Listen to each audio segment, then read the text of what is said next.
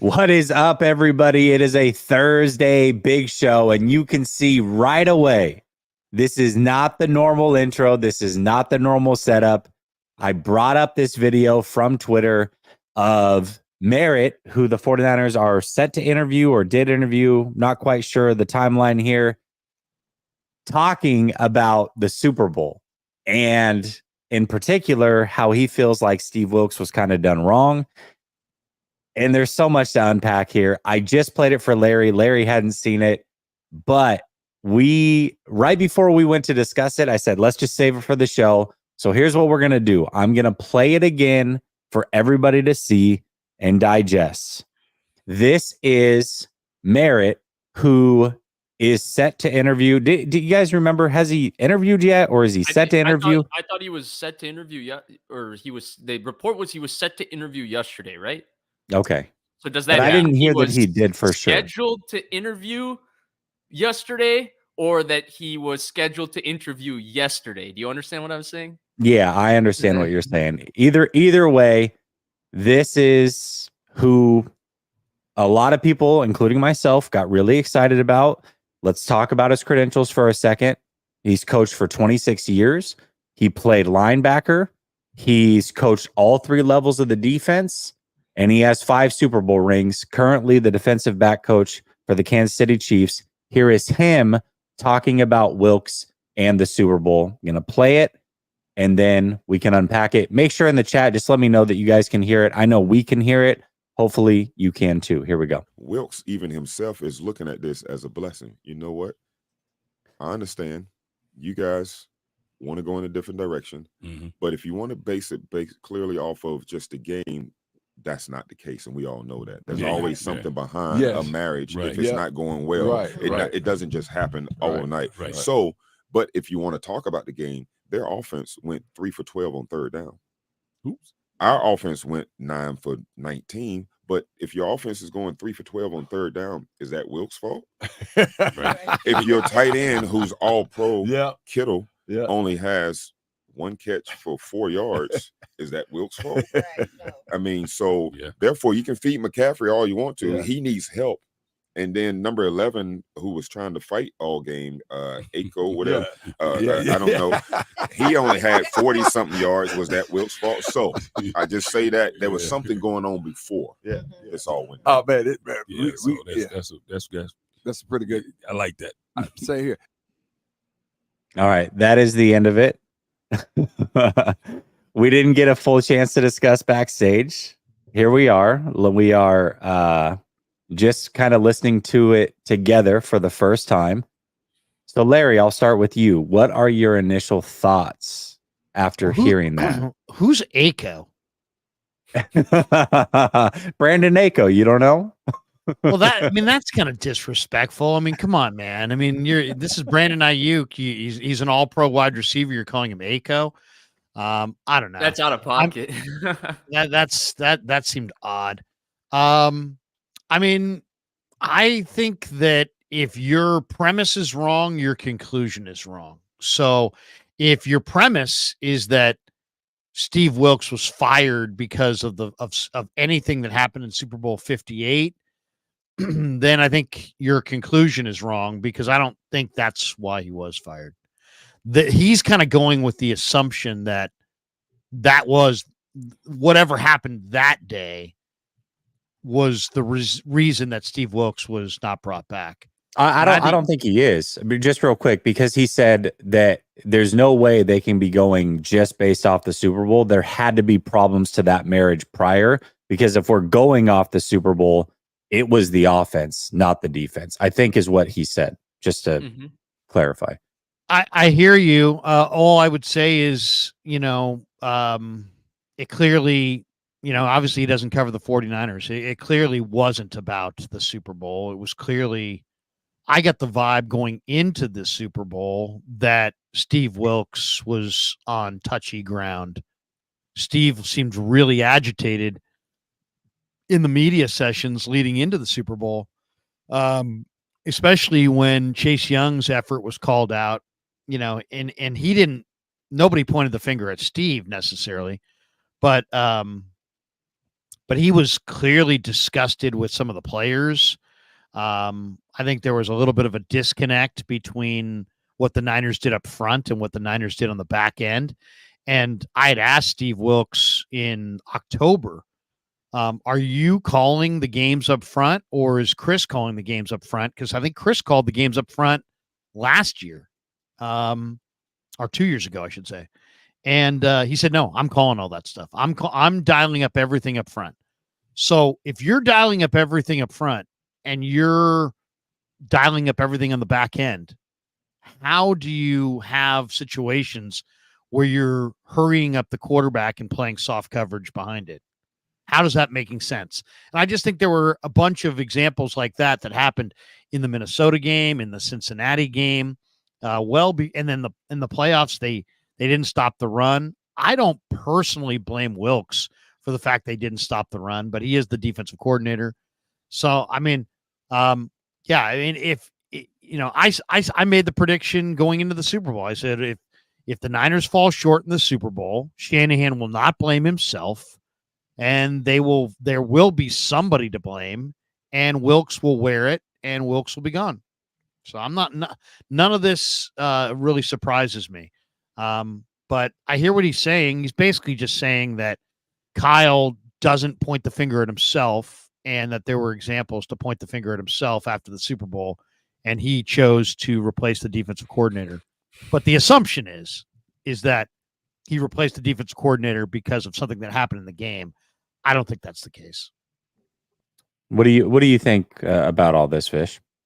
Well, I think people are taking Merritt's words way too literally. Like, he's not paid to analyze the 49ers and be right about the details of Steve Wilkes' signings. He's focused on the Chiefs secondary. I think he's just making a point because they won the game and he has the right to talk smack. And he was the coach of the secondary that held Kittle to 4 yards. And he's reminding you of that. He was the coach of the secondary that held Aiko, as he called him, to less than 40 yards. And he's reminding you of that. So I think this is just him talking smack. I think that's all this is. I'm just more intrigued by Merritt's resume in general, because hearing him talk like this is interesting to me, right? You brought up, Jesse, that he's coached in all three levels. This guy was the defensive backs coach with the Giants from 2006 to 2017. If you look at a lot of the young players, especially in his early tenure that they developed, right? They got Corey Webster to play like a number one corner in the Super Bowl season. He played very well in the 2011 season, too. People might remember him shutting down Michael Crabtree, 1 catch for 4 yards in that NFC Championship game. He got Aaron Ross from Texas to play very, very well early in his career. Jabril Wilson was a good safety for them back in the day. So he got a lot of young players to produce. But what I found interesting is when Spags, after they won the Super Bowl and the year after they went 12-4 with the three-headed monster of Derek Ward, Ahmad Bradshaw, and Brandon Jacobs, when Spags left, they did not promote him to become the defensive coordinator. They promoted Bill Sheridan, I think, who was the linebackers coach at the time. And then when they fired Sheridan after 2 bad years, they went and got an outside hire in Perry Fewell. All this time, Merritt was still the defensive back and safeties coach. He outlasted Spags with the Giants. He was there for 11 years. Why did he never get promoted in that time would be my question, given that the Giants did exchange defensive coordinators for an extended period of time and he was a longer tenured coach. So I don't really have an issue with what he had to say here. I don't really care about it. He's just talking smack. He was the winning coach. I don't think it's that deep. I don't think Kittle or Aiko are taking this as personally as fans are taking it on their behalf. I think it's football. It's the business. The guys that are actually participating in the sports are allowed to talk to each other a certain type of way because they're about to compete with each other. So that's okay. But my question with Merritt would be, why has it taken so long? Because it seems like everywhere he's gone as a secondary coach, he's been successful, and he's been successful with young DBs. Okay, so let me ask you this. I'll change the question up a little bit. This interview supposedly took place last week. He either interviewed yesterday or we got word that he was set to interview in the upcoming days. Does this at all impact his ability to coach the San Francisco 49ers defense? Vish, this time I will start with you based off of this interview. Or should I don't think it should. again, like I don't know that this other than Aiko, I think Larry was right. Aiko was maybe a little too out of pocket and that was maybe personal. I don't think this was like that deep. Again, he coached the winning team. I hope that the Niners want this kind of bravado and confidence if they feel like the right fit as their defensive coordinator. I think that his merits on how he is as a coach, how he communicates in his interviews, and then how he feels like he can mesh with Kyle and the players will ultimately decide whether he's the defensive coordinator or not. A lot of players say a lot of things and then go be teammates with each other. I think people take this so personally. Like Draymond Green said he would never be teammates with Chris Paul. And look at Chris Paul and him slapping each other on the butt every other possession and hugging each other and, as Charles Barkley would say, singing Kumbaya. This is all overrated with how personally this is. This is a sport. I don't think that him saying this is affecting whether he gets the job. It's about his merits as a coach and how he does as an interviewer in the interviews. All right. What do you think, Larry? You're joking, right? The central figure of any NFL organization is the head coach. This guy is on a podcast questioning the head coach of who's empowered to either hire him or not hire him. I mean, to me, it either seems like he knows he doesn't want to coach for Kyle Shanahan, is upset about something in the process of the interviews, or is just has a kind of a self-destructive bone in his body because you're questioning Kyle Shanahan, the guy whose decision it will be to hire you or not hire you. And to me, that how I mean, come on. Is Kyle Shanahan really going to hire a guy who just went on a podcast and openly questioned his decision to part ways with his defensive coordinator to begin with? But he's defending the defensive coordinator, right? He's not questioning the head coach. I think it comes across that way, but I think his what he's trying to do in this case is question the defensive coordinator. And then in terms of what he said, I don't find it to be self-destructive. Let me ask you this, Larry. Who's your favorite interview with the 49ers that comes to the podium every week? Who's your favorite interview? I've heard you say it before. It's Forrester, right? Well, I mean, he gives long answers for sure. Right, he gives long answers. But the thing with Forrester is we're talking about a long-tenured position coach, not a lot of media training. He's just a football coach, and he talks like a football coach. He doesn't give you media-trained, polished answers like a Robert Saleh who's trying to market himself as a head coach in every media opportunity he gets. That's this guy as well. This is a long-time position coach. He's talking like very normally and naturally. He's talking on a local Kansas City show. This isn't him going on a national platform and doing something. It's a local show after they won the Super Bowl. Those guys are most likely Chiefs fans. He's speaking up for a fellow coach in the industry. I didn't find it to, I guess I cut you off, so maybe my bad there, but I didn't find it to be as like, oh, he's just going after Kyle here and self-sabotaging himself. I think there's a lot of context to the situation he's in and why he feels comfortable talking like that. Do you feel after hearing that he's more or less likely to be named the 49ers defensive coordinator? I don't think this should be a deciding factor. Like, I think you're going to go through an interview process. Forget should be.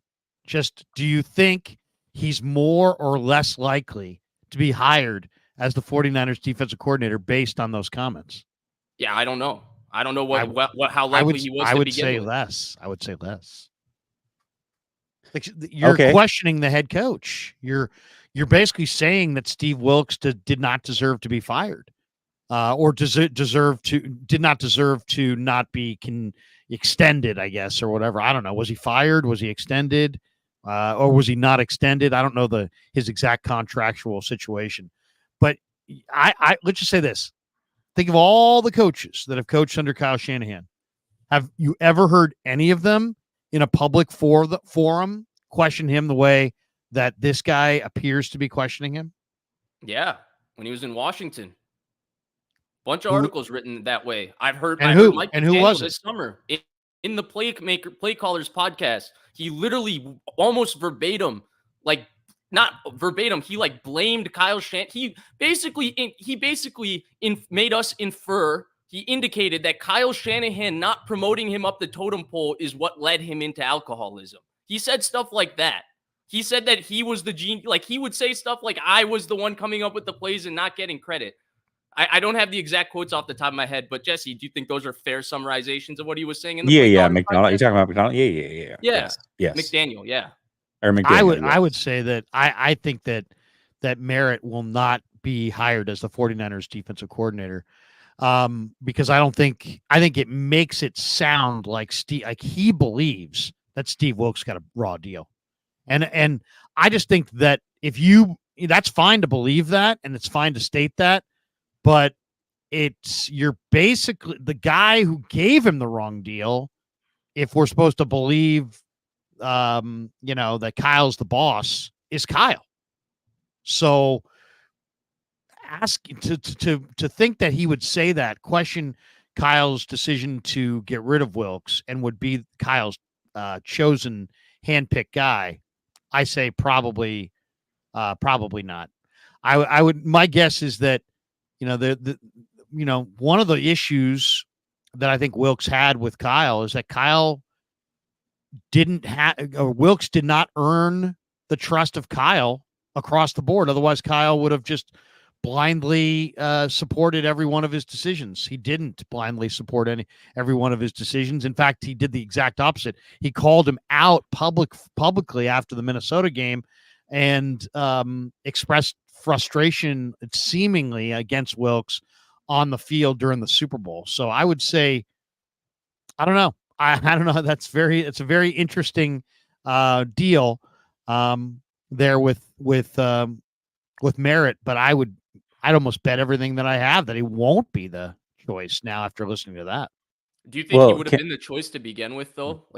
He probably should have been. I mean, he's got 5 Super Bowl rings, and as you stated before, I mean, this guy's done really good things at his previous stops and is wearing 5 rings. And to me, I loved.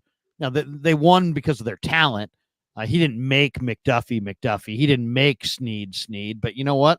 He probably helped make them the players that they are, right? I mean, they've had a history of developing corners from Ward to Sneed. So they got Brashard Breeland to play his best football. I mean, I can make an argument that Merritt, McDuffie, of the guys that I've read are connected, may have the best resume of the guys who are rumored to be candidates, but doesn't mean he's going to get the job. Let me switch the question up just slightly, because you said something that I think is very poignant, and we just kind of brushed over it because we were getting into the conversation, Larry. But you started out your talking point saying that you thought that Wilks would be fired if they didn't win because you knew that Kyle wouldn't take blame on himself. Blame himself, right. Blame himself. Okay. And would need to blame somebody.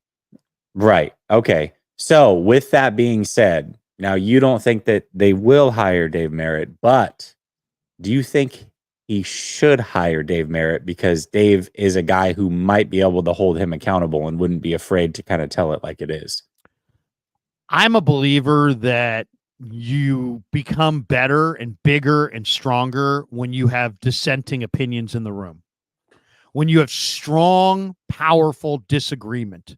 I think that is when you challenge, when everybody's challenged, I think it's a good situation. So I don't know that Merritt's the right guy because I don't know exactly what scheme he wants to run, and I wasn't privy to that interview, but I like the idea of a strong-minded guy who challenges everybody's opinion, including the guy at the top of the masthead. I personally think that's when you get better. When everybody's challenged. So I like the idea of having some uncomfortable. I mean, I was in the Canadian League. We watch film every day. There were 3 or 4 fistfights over the course of the season between the defensive staff. Now, I didn't start any of them, of course, because I was just the low guy in the poll, the GA. but the quality, the QC or whatever, the quality control guy.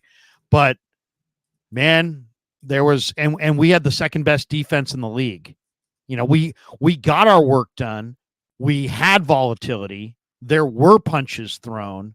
We did emerge from that as better.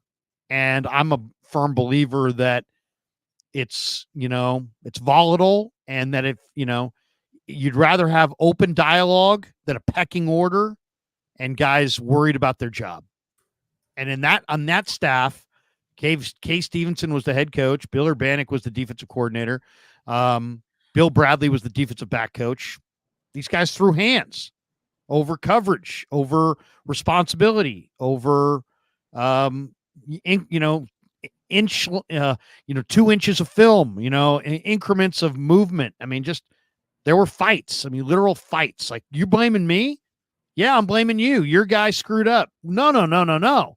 That's your guy. That's your guy right there. Take me through it. All of a sudden, now here it's 30 seconds later, and guys are throwing blows.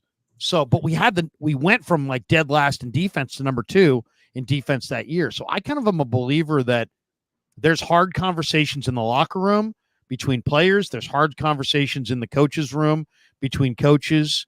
None of it ever bleeds out to the media for the most part. But I really think that's the preferred route, as opposed to, he's been here for 20 years, so everything he says is right. He's been here for 10 years, so everything he says is right, except if the guy who's been here for 20 years says he's right. And I've been here the least amount of time, so everything I say is wrong. I don't like those kind of pecking orders, because that squelches and that quiets dissent, and dissent, I think, helps us get better. What do you think, Vish? Do you think that that's somebody that Kyle should look at even closer, based off of his willingness to seemingly being able to challenge Kyle Shanahan in certain situations? It's hard for me to look at a 1 minute and 4 second clip of a guy that I was barely aware of until a couple hours ago, and then form an entire character description for him on who I believe he is and what I believe he's like. Now, going back to the original point about have people talk like this to Kyle, well, I remember Richard Sherman, when he was in Seattle and Kyle was in Washington, called him trash straight to his face. And Kyle talked about it when they signed him, and how he told Richard Sherman to his face when they talked in their first dinner that it was hard for him. Like, he didn't like Richard Sherman initially because he had called him trash, and he had called players he had coached trash. So I agree with your and Krug's point that a personality that would challenge them and challenge this defense is something this team needs. I think they've gotten a little too comfortable with their success, and that's why they're just, pounding on the door, but they're falling just a little bit short. So I agree with that premise. Is Merritt that guy? Frankly, I can't confidently tell you I know the answer to that question, because I've interacted with him in any capacity other than kind of knowing his resume and kind of knowing who he's coached for 1 minute and 4 seconds. And it was in a Kansas City local radio show with guys that were probably fans of the team, and they just won the Super Bowl. Yeah, I think it is tough for sure. I mean, we definitely don't know. What I can say is he does come across like a no-nonsense kind of guy. I don't think him calling Ayuk, what did he call him? Aiko, or yeah, I don't think that's out of pocket, man. It is, but I don't look at that as a big deal if he were to actually become the coach, because he's not coaching Ayuk. He's coaching the defense. And let's not forget that Ayuk and Fred Warner got into a fist fight. Okay. This is normal. When you're competing, and the team that you compete most with is your own team. And literally, teams are split in two. I mean, defenses are with the defense, offenses with the offense. And even within that, the defense is split into line and linebackers and secondary, and the offense is split into O-line and quarterbacks and running backs and receivers. It's not that big of a deal for me. I think that they could make it work. I will say this. I am one of the guys who always talks about accountability with Kyle Shanahan. Did a whole show on Monday, going over a bunch of articles when he was making transitions in his coaching career. And if he hires Merritt, I think it's ballsy. I love it. And I will look at that as a positive, a feather in Kyle Shanahan's cap. I don't know how true it is or not, but based off of this 1 minute interview, I feel like Merritt is a guy that is not going to stand for being treated the way that Wilkes was. And just off that perception alone, I would look at that and say, you know what? Kyle's growing a little bit. I'm going to give him credit here for making that hire. I don't know that he will hire him. In fact, I tend to agree with Larry. I think his chances just went down because of that. But if he does hire him, I have to give Kyle credit for that. Regardless of whether it's true or not, perception is reality. And my perception of him right now is he's a no-nonsense guy. Would probably go into an interview and tell Kyle straight to his face, like, yeah, this is what we thought of your offense. This is how we stopped you. This is what I would bring. I also want some autonomy. And if he can't give that to me, I don't want to be here either. And I think it would be a very honest, open conversation based off of who he seems to be. And let's not forget, I mean, he has coached on some big-time defenses with some big-time coaches. Mm-hmm. I don't think he's going to be afraid to say anything to anybody. So feather in the cap to Kyle Shanahan if he makes the hire. I don't think he's going to make the hire. Let me ask you guys this then based on that. Like, if his personality is like that, do you guys think that him interviewing for the job itself is beneficial? Like, the fact that he's interviewing, like, in some capacity, I think we all, in covering the 49ers and being fans of the team, feel like a little bit, for me, I honestly feel like a lack of closure with Kyle Shanahan's comments since the Super Bowl. That there's no other way for me to say it. It's not that he can say anything to make me feel better that my favorite team lost as a fan. It just felt like the way he was talking, he felt so detached from the situation. It felt like he wasn't understanding how people around him were reacting to the situation. He was just reacting very cold to it. That's how it came across. And that's why I don't have a lot of closure from that.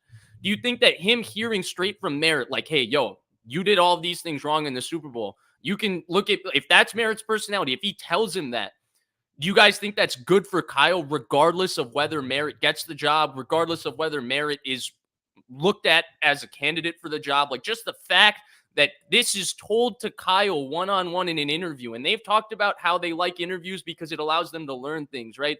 I think somebody posted that about the Brandon Staley thing, that they just even like the conversation because it grows their ideas and they hear another smart person talk. Do you think just even having an interview with Merritt, if that's his personality, is beneficial? Go ahead, Larry. Well, there's lots of reasons that you interview guys. Sometimes you do it for intel. You know, I would think that, you know, there's a very good chance that the 49ers would like to pick off a little intel from the top team in the league and a team that just did a nice job of shutting down Ayuk and Debo. So I you know, not everybody's interviewed because they're, you know, going to get the job. Some people are interviewed, and I hate to say it, but sometimes, you know, Lynch said, hey, we're not doing this to check boxes. But they're also, I thought he did kind of reference that they could be doing some of these interviews to gain intel so they can improve as a football team. I hope all the interviews are legitimate because, I mean, especially if you're getting on an airplane, and if somebody's getting on an airplane and they're flying to wherever for an interview, I'd like to think that those interviews are all legitimate. But the reality is some of them are fact-finding missions. Others getting a different perspective on your personnel. You know, and then I think it would be naive also for us to not think that in a league like the NFL where the personnel, the players mean so much, that maybe some of these guys are interviewed with the idea that they might be able to bring a key free agent with them. You know, I mean, hey, I'll hire the guy from Houston and he'll bring Jonathan Greenard. I'll hire the guy from Kansas City and we'll be able to make a deal for L'Jarius Sneed, or, you know, whatever it is. You know, we'll be able to make a play for Chris Jones or whatever, you know, I think sometimes there's personnel motivations. That's all I would say. But I also say this: open dialogue is great, but you can't let it fracture everybody's pulling the rope in the same direction. The Niners had Ray Rhodes and Mike Shanahan as the coordinators on their last successful Super Bowl winning team in 1994. Ray Rhodes was volatile as hell, and Mike Shanahan was an alpha. So I guarantee, and that team had some tough days with losing 40-8 to Philadelphia and Steve Young chewing out And George Seifert. Yeah. And Seifert had a lot of pride, and Rhodes.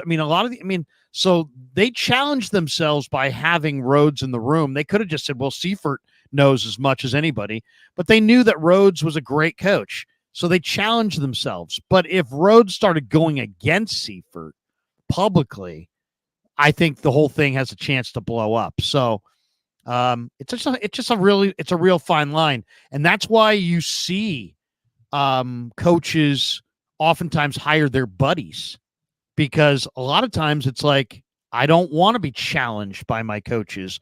I want them to coach the position, but I want them to, it's the head coach's show. I mean, when I asked Chris Forster about Kyle Shanahan yelling at or singling out and calling out Steve Wilks after the Jordan Addison zero coverage deal, he's like, hey, man, we all know that's the deal. The head coach is the boss, and you work on behalf of the head coach. You're working for him. They don't work for Jed. They don't work for John. They work for Kyle. When you heard John talk about the process of looking for a new coordinator, he's like, Kyle's doing that. He didn't say I'm doing it. He didn't say Jed's doing it. He said Kyle's doing that. Why? Because that's the protocol in the NFL. The head coach is the boss of all the assistant coaches. You work at his, at his, what he wants counts, and it doesn't have to make sense. It's not a democracy. It's a goddamn dictatorship, and that's the way it works across the board. And when you don't have that, it's really ugly. And what's an example of that?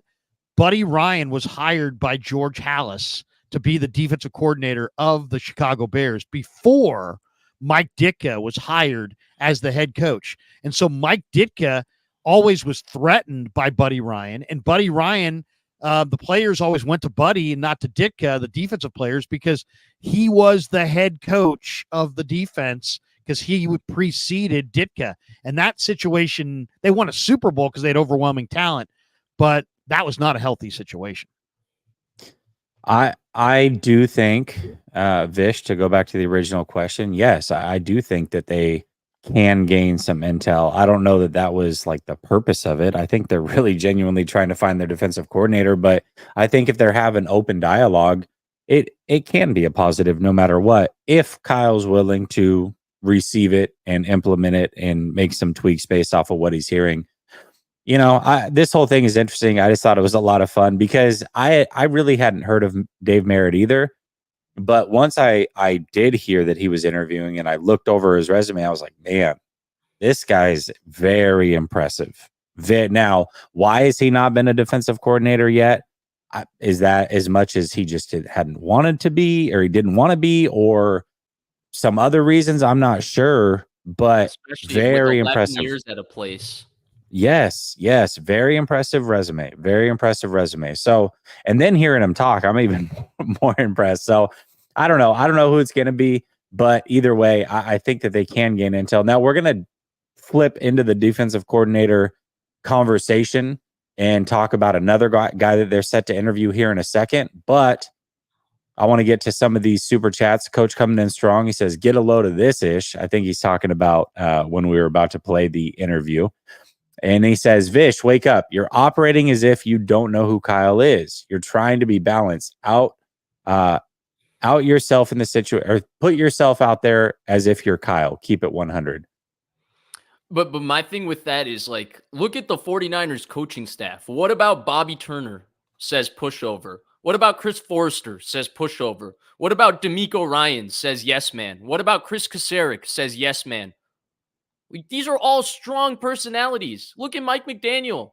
Sean McVay, all of them, when you hear them talk about Washington, all they talk about is what you talk about, Larry. The conflict, the infighting. It was competition between McVay and LaFleur. It was competition between McDaniel, McVay, and LaFleur. They spent a lot of time in the play callers talking about it. How McDaniel or LaFleur and McVay were always competing to get the pass plays in. And so that's why McDaniel went and focused on the run game so he can have an advantage over them. That's constant. I don't know how we can look at Merritt and then look at this coaching staff and be like, there's big personalities all over this coaching staff. There's guys who take ownership of their job all over the coaching staff. You think Chris Kasarik is going to come let Kyle Shanahan micromanage around his defensive linemen? Yeah, Well, I don't know. I don't know what the dichotomy is. Micromanage is interesting. I mean, Chris Forrester was like, "Hey, man, comes with the territory. The head coach is the boss. He is the boss. Head coach. You work for the head coach.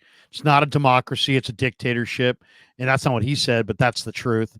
And I don't know too many situations where. And then we heard that Kyle has a camera in every freaking meeting room. He can just tap into it anytime. He's been saying that from day one. I just don't know. I know. I'm just saying. Get too far. I don't know that you get too far when you question the coach. And I would love to know, was that what we just watched there, was that before or after he interviewed? It was last week. So it was before, because he hasn't interviewed yet, or has he interviewed? I don't know if he has interviewed, but it was certainly before he would have interviewed. Yeah. Yes. Yeah. So I don't know. I never want to surround myself with yes men. If I were an NFL head coach, I'd want every single coach to feel free yelling and screaming at me, because I want true strength in the room. And I try to run my channel that way as well. I have all kinds of guys who I could get every single day who would just be like, "You're right, Krug. No, say that again. Amen. Second Heck that. yeah, Krug. Heck You're right. yeah. I've got all kinds of people I could have on my show that wouldn't challenge me. And yet I'd much rather do shows with people who do challenge me, because but now I can control the environment. This is a little bit out of control, right? Because there's players, coaches, media, and things can get out of control. But I'll be very interested to see what, where the thing goes, because I think Merritt has, it's funny, his name's Merritt too. I think Merritt has the resume that blows away the resume of Nick Sorensen. Blows away the resume of Nick Sorensen. Jesse loves putting up those, hey, these here are two quarterback stats. Which is the better quarterback? If you put up Merritt's resume against Sorensen's resume and said, who do you want as the defensive coordinator, everybody would choose Dave Merritt and his 5 Super Bowl rings, right? I think. Yeah. But Sorensen is probably going to, tell Kyle more what he wants to hear. And it sounds like Merritt is not just going to not tell Kyle what he wants to hear, that he's going to like fight him tooth and nail on a lot of stuff. So, it really kind of depends on what Kyle wants. Deza says, why would any external coach want to be our DC, being told what scheme to run, and that if the players aren't on board, they may help in firing you? Yeah, I don't know. It's a good question. Very good question. The coach says, the irony here is thick. The guy known for his brutal honesty can't stand to hire someone who mirrors his own straight talking vibe. You gotta love it. Yeah. He's right about the irony. Let me ask you guys this. Do you guys know if this was Merritt's first time as how many times has he been interviewed for being a defensive coordinator? Because Larry brings a good point about his resume. I don't know. And that's the point. That's the disconnect of this conversation to me. How is his resume this in depth? And we went through some of the young players that had developed under his coaching, right? He's the secondary coach with the Giants. From Aaron Ross to Corey Webster. Corey Webster was a Pro Bowl player. Jabril Wilson, I think, had a 5-pick season with the Chiefs now. Mooney Ward. They got Brashad Breeland to play their best football. Justin Watson is pretty decent. L'Jarius Sneed, they took him from a late-round pick to an all-pro corner. Trent McDuffie. You look at that history of player development, that history of winning on a successful defense, that history of being part of game plans where you call certain defenses and you stop some of the better offenses in the history of the game. Why has this guy never been even a mainstream candidate or even being discussed as a candidate until now? Is it my lack of awareness, or is this the first you guys have heard of him as a defensive coordinator too? Because that's the entire disconnect of this conversation for me. The resume that he seems to have built up, the resume that I've told myself that he has, doesn't match up with the merit he's gotten, the opportunities he's gotten. Yeah, I mean, I tend to agree with that. I don't know what the story is there, though. And you're right. I mean, I hadn't heard of him really before this, and that tells me there probably hasn't been a lot of interviews for him. But maybe it's a Chris Kocurek situation. You know, we hear year after year, like, oh, Chris Kocurek, he could be the guy. And it's like, well, I don't want to be. I don't want to be. I don't want to be. And maybe that's been the case. And then finally, you know, Spags sat him down and was like, listen, man, like, I love having you, but dude, you're too good to, you know, stick around and do this. Or, you know, whoever. Maybe he just was like, you know, I got another ring. Let me just try it. I can always come back and be a defensive backs coach. I think I've got the resume for that. I can really coach any of these positions. I'm good. Maybe he just for the first time is like, you know what? I'm going to try this.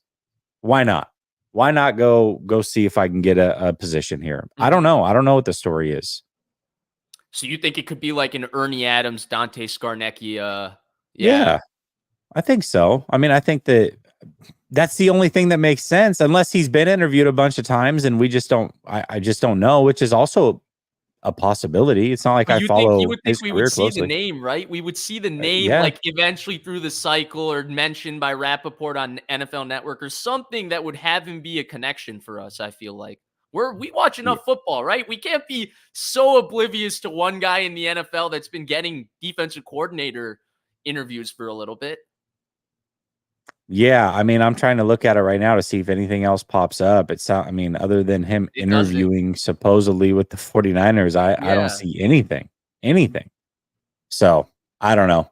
But either way, he is intriguing to say the least. Let's talk about the defensive coordinator spot, though. I mean, it seems like every day, I'm sure that you guys are talking about it on your shows as well. But every day there's something new to talk about. And Marquand Manuel also came up as a potential candidate. He's the Jets safety coach. And I find this interesting too. 3 of the 4 candidates that we know, 3 of the 5 candidates that we know for sure, defensive back coaches. They just got rid of Wilkes, who was a defensive backs coach as well. I find that interesting. Do you look into that at all, Larry, and say, hey, you know, maybe they do prefer somebody that's a secondary coach, or it's just like, hey, these are the best guys. They happen to be defensive backs guys, and we're going to hire who we feel is probably the right guy based out of that. That's the opening.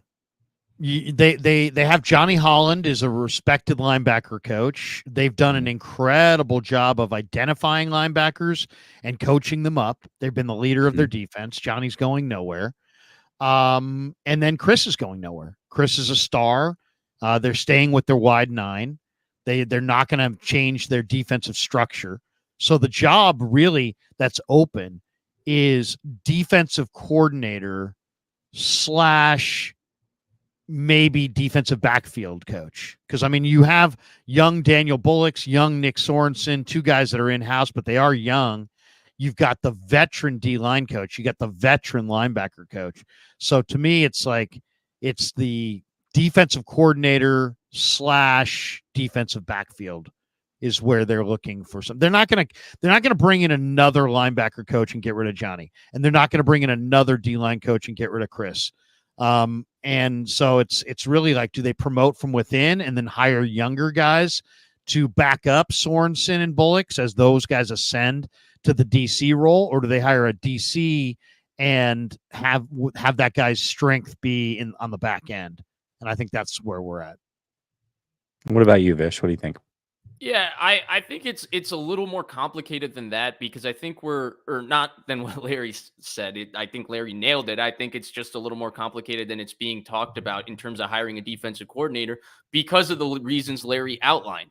You have an existing defensive line coach, you have an existing linebackers coach, and you have an existing secondary coach. Like Larry mentioned before, all of these guys answer to the head coach. They won't answer to the defensive coordinator. You have a scheme already in place with guys who coach individual players in that scheme and have been doing it for years, and they know what kind of players they're looking for, as well as how to coach those players up. So your defensive coordinator isn't really coaching his coaches in this case. What you need is a guy that can successfully communicate between himself and Kyle Shanahan, but then also himself, Fred Warner, and Nick Bosa. That's the point I think people miss in Steve Wilkes. Nick Bosa and Fred Warner this entire season were way too comfortable putting that guy down. And it showed a sign of disrespect to him. They need a defensive coordinator that not only has Shanahan's respect, but the respect of those two guys as well. Those two guys have to believe in him. And I don't think those two guys believed in Steve Wilks. So really what we're looking for is we're not looking for a conventional defensive coordinator hire, right? If Jesse, you were an owner of a team or a head coach and you brought me as a defensive coordinator, let's say Larry's my guy when it comes to DBs. I don't care who's in as your DB coach. Larry's going to be coaching the DBs. I'm bringing my scheme and we're doing things my way. In this particular case, the Niners need an effective communicator between their star players as well as Shanahan. And then they need a guy who can call plays for their defense, basically on game day. They don't need a guy to install the scheme. They don't need a guy to coach the coaches. They need him to learn and be a leader of men, which is a very difficult situation. And I think that's why they're always going to end up going internal, because that communication between Shanahan, Warner, Bosa, there's a culture that they have set, and they need a guy who understands that culture. And I think that's their situation. Well, Marquand Manuel, also very qualified. I mean, we're talking about somebody who was a safety in the NFL for 7 years himself. He was a Falcons DC for what, a year or two. He's been a second. Yeah, he did get fired. He was also a part of that Seattle Seahawks Super Bowl team as an assistant special teams coach, defensive assistant. He was an assistant secondary coach there, so he knows the scheme well, in which the 49ers kind of have built things around. And he's currently with the Jets and Robert Saleh. So, I mean, I think that he's qualified as well. I don't know which direction they're going to go, but it does seem like they've somehow mustered up and found some good external candidates. Let me ask you this, Larry. Well, actually, Vish, I'll start with you on this one. If they go internal, knowing that Merritt's out there, knowing that Manuel's out there, would it be a disappointment at this point, or do you feel like that's just the right decision to make? So, I think it would be a disappointment for me, but I think, it's a disappointment from a fan.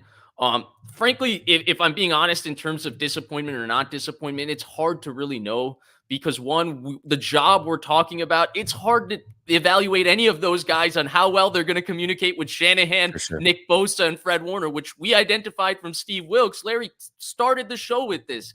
He said, well, if your premise is wrong, well, then your conclusion is going to be wrong. The premise was wrong because the premise and the issue with Steve Wilks was it just didn't work. It wasn't he called the wrong defense in the Super Bowl. That was just a culmination of a year long of them just not getting along, starting with him putting his foot down and asking them to sign and give Isaiah Oliver guaranteed money. And when your defensive coordinator vouches for a guy to give him guaranteed money and your head coach is playing him in quarter 3 of the third preseason game, there's a disconnect there. And to me, there's a communication disconnect. So that's where it's hard for me, Jesse, to answer this question and be like, obviously, when I see the name, there's going to be an immediate disappointment because we want the name and we don't really know the resume of Sorensen or the credibility of Sorensen. But frankly, we're asking for something and somebody to do a job that it's really hard to tell which candidate is going to have the experience for it. Because you brought up Manuel's resume, and Manuel had a decent resume. I remember even Raheem Morris in some interviews a while back was saying Manuel is going to be a head coach type. He was being spoken of that way. But Manuel's resume is his defense. He's the coach. He's in charge. This is a very different situation when it comes to communication and things like that. And that's where I can't tell, man. I really can't tell. What do you think, Larry? I know that you were big on the Bill Belichick thing. It does sound like they at least reached out and kicked the tires there. Bill politely declined. But, you wanted them to swing for the biggest offenses, the deepest offenses, and they did. And unfortunately, we're unable to land them. And now these are the guys that are left. If they go with an internal hire, would you be disappointed? Well, I need, it needs to be a functional room, right? So it's I don't want to, it's like, what's going to make it a functional room? Steve Wilks walked into a situation where he had guys who were on his staff that probably were more loyal to Shanahan than they were loyal to him. And I'm not saying that those guys stabbed him in the back because I wouldn't even begin to suggest that. But that, it's those were Kyle's guys, not Wilks's guys. Personally, if you said, okay, you've now viewed what the Niners have done, looked at all the scenarios, looked at all the candidates, what do you think's going to happen? I would almost bet anything that the job's going to go to Marquand Manuel. Mm. And why is that? Because Marquand Manuel is a really smart guy. He was an all SEC academic honor roll guy. He's got a bachelor's degree. He's got a master's degree. He's got a ton of experience. He's been the coordinator. He's worked with Kyle before. There's a trust. So much of this is about your trust factor. I think Marquand Manuel is going to be the guy at this point because he's smart and because he's worked with Kyle before. He worked with Kyle. And go back and look. And I don't know for sure, but you guys said he was fired in Atlanta. I don't believe that was the case. Yeah, Dan Quinn took over defensive play calling and fired him. That's how I remember it.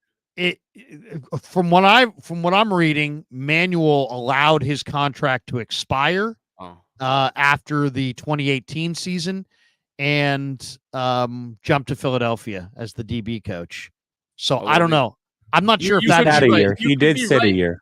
He did sit a year. Maybe he wanted some time off, you know? Yeah. I mean, I don't know. The defensive coordinator's salary for a year. Or maybe he was fired, and I don't know when in the process, because that's the other thing about this that really makes it kind of difficult is that this is not the beginning of the cycle. This is the end of the cycle. So there's who's available. That's why I was so convinced that they would reach out to Belichick, because what jobs does he have available to him, and what choices do they have available to them? And when you look at how limited both sides' choices were, to me, it was a no-brainer to reach out to him. But I can't believe that Bill wants to be on TV, but I guess he does. But if you said to me, bet everything you got on one of these candidates, I'm going Marquand Manuel because he's done it. He's worked with Kyle before, and he's really, really smart guy. Marquand Manuel was let go. The departure of Manuel, who did not have his 1-year contract renewed, was stunning.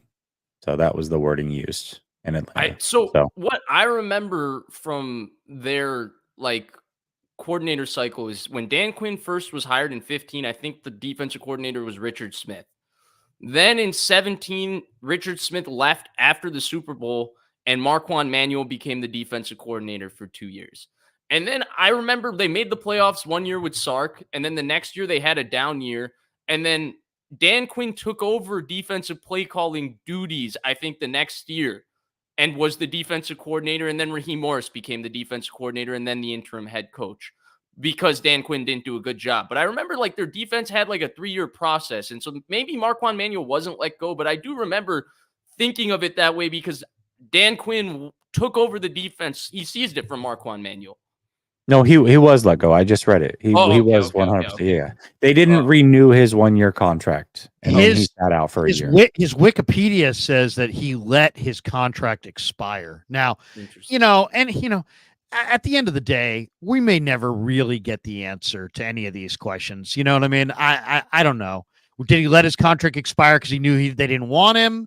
Did they let him go because, he didn't want to do something that they wanted him to do?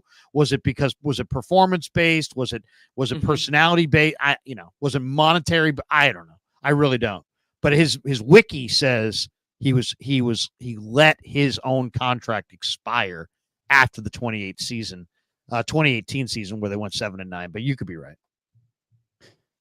Yeah, I think either way he's available now. Right? He's available now, and I think he would be a fine candidate probably. All right, interesting. I mean, shoot, this whole thing is kind of dragged on a lot longer than I expected. I don't know what your guys' thoughts were, but I figured a week ago, last Saturday, that we were going to have an answer, and here we are coming up on the Saturday following, and we still don't have the answer. So, wait, did you say who your guy was? This is going to take? I mean, I will say this though. No, I want Merritt. I think Merritt's great, and not because of what happened today or what we saw today. That's actually also intriguing, but just looking through his resume, it's funny because when they let Wilkes go, I immediately made a video and I said, "There's an obvious choice. He's in-house. It's Daniel Bullocks," and I thought that was the route they were going to take in the very beginning, and maybe they still will. He just recently interviewed, but out of all the guys that I've seen that they've interviewed, to me, Merritt does have the most I mean, his resume is the best. It stands out the most to me. And so just based off the resume, I would go with him. But, I don't know. I don't think any of them are going to blow my socks off by any means either way, no matter what they do at this point. So I like the fact that this was not a 24-hour, 48-hour, 72-hour thing, because they have rules in place that you're supposed to look at 2 minority candidates from outside your organization. And if you name somebody within 72 hours, I don't care if you did an interview over the phone, and I know that you are doing an end around that rule. And I don't think that's in anybody's best interest. And I think this is an opportunity to do a fact-finding mission. I mean, you don't have anything of substance coming up that makes you hurry this up. I'd rather them take a longer look at more candidates and get the guy that they ultimately want than have somebody that they absolutely know go through some make-believe, we'll interview you to check boxes. I never like that. It's clear as day to me that there are many teams in the league that do that. So it doesn't bother me that this has taken a few weeks. Yeah, I don't think it bothers me. But I am surprised by it. I did think it would last a little longer. I also think that there's probably something to them reaching out to Belichick and maybe saying, "Hey, man, it's yours if you want it. Take a couple days to sit on it," and then they started the process. I'm sure they would have. I'm sure they would have. Here's my take on it. Right, Mhm. like think about this from your profession. Okay, like so you're top of something. You're leading a group. The person who you revere and look at as the best ever at your profession is no longer working. Do you have the guts to then pick up the phone and call him and ask him to work for you?